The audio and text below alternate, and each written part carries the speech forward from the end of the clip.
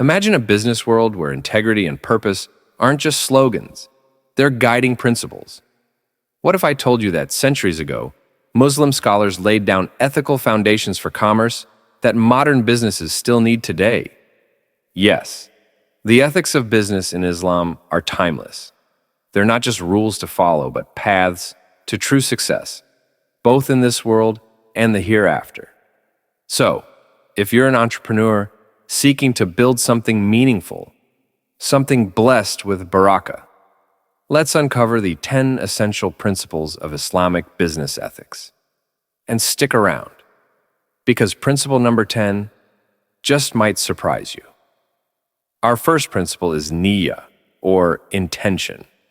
In Islam, the intention behind every action holds profound weight. Scholars like Imam al-Ghazali taught that a business is not just a vehicle for personal wealth, but a means of serving Allah and the community. Imagine starting each workday not with, "How much money will I make?" but with, "How can I serve others today?" Feels different, doesn't it? This purpose-driven approach builds trust, but it also sets the foundation for barakah, that divine blessing that multiplies goodness in ways we can't always see. Now, before you start thinking, "This sounds like free work," let me ask, do you think it's free to build a reputation, to create legacy? This is value that no amount of money can buy. The next principle is sDiq, or honesty. In Islam, honesty in business is more than just a good trait. It's an obligation. One of our greatest examples here is the Prophet Muhammad, PBUH, who earned the title Al-Amin, or the Trustworthy. Can you imagine being so honest that people trust you with their wealth without hesitation? When you're building a brand or a business, ask yourself, would the Prophet PBUH approve of these practices? Principle 3 is all about avoiding riba, or interest. Islamic scholars have warned against it for centuries, calling it a corrupting force on wealth and society. Think of it like this.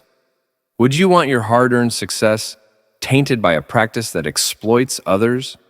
Now, I know what you're thinking, but how do I finance my business without interest? Great question. Today, there are halal financing options designed for exactly that. Research them, trust me, the effort is worth it. Our fourth principle is trustworthiness, or amana.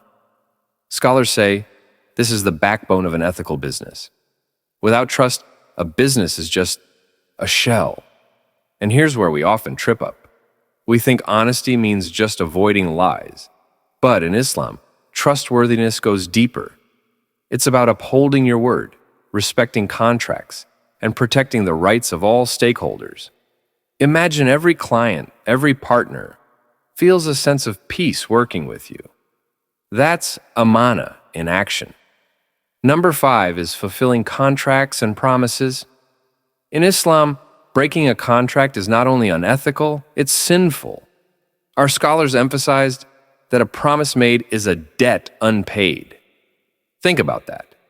A handshake, a spoken word, all of these carry the weight of a contract. Ever signed one of those endless terms and conditions without reading it? Yeah, same here. But in Islam, every word matters.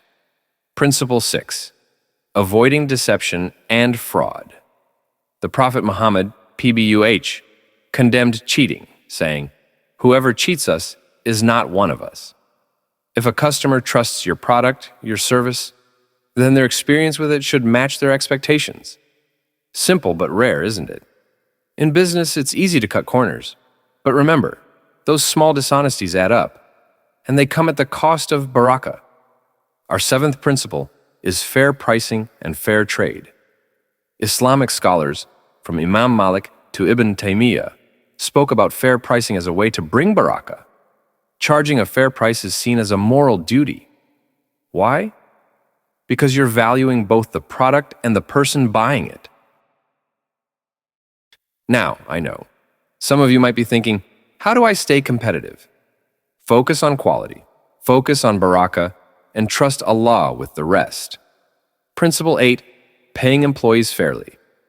The Prophet Muhammad, peace be upon him, emphasized paying workers before their sweat dries. Islamic business ethics demand that employees be respected, paid fairly, and given their rights.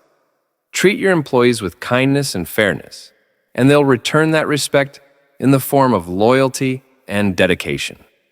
9 is about social responsibility. Wealth in Islam isn't just for personal gain. It's for uplifting society.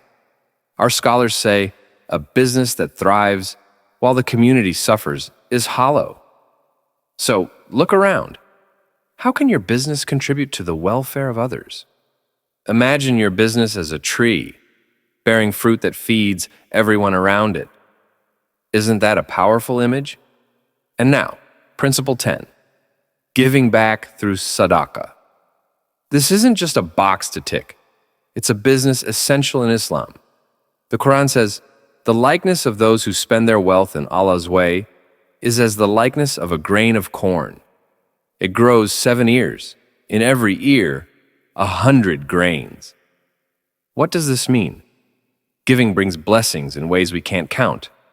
Think of it as an investment, not in your business, but in your soul and in your legacy. These principles are the keys to building a business filled with purpose, integrity, and, most importantly, Barakah. So, the next time you face a decision, ask yourself, would this honor the values of our faith? If you found this journey inspiring, let's grow this community together. Like, share, and subscribe for more on Islamic entrepreneurship. May Allah guide us on the path to true success. And remember, every honest action you take in business is one step closer to Jannah.